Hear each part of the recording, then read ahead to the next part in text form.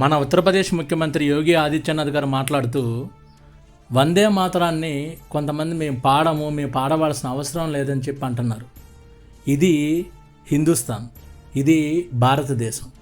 ఈ హిందుస్థాన్లో ఉండి వందే మాతరం వందే మాతరాన్ని గౌరవించనంటే కుదరదు.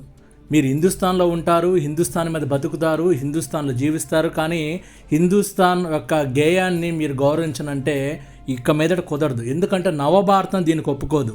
ఈ భారతదేశంలో ఉండాలంటే డాక్టర్ బిఆర్ అంబేద్కర్ గారు రాసిన రాజ్యాంగాన్ని గౌరవించాలి, భారతదేశ జాతీయ గీతాన్ని గౌరవించాలి, భారతదేశ జాతీయ గేయాన్ని గౌరవించాలి, భారతదేశ జాతీయ చిహ్నాన్ని గౌరవించాలి, భారతదేశ జాతీయ జెండాను గౌరవించాలి, భారతదేశ సాంప్రదాయాలని సంస్కృతిని గౌరవించాలి. అలా గౌరవించే వాళ్ళకే ఈ భారతదేశంలో ఉండే హక్కు ఉంటుంది.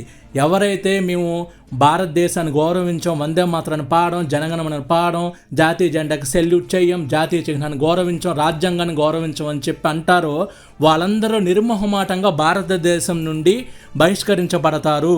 భారతదేశంలో ఉండే హక్కు లేదు.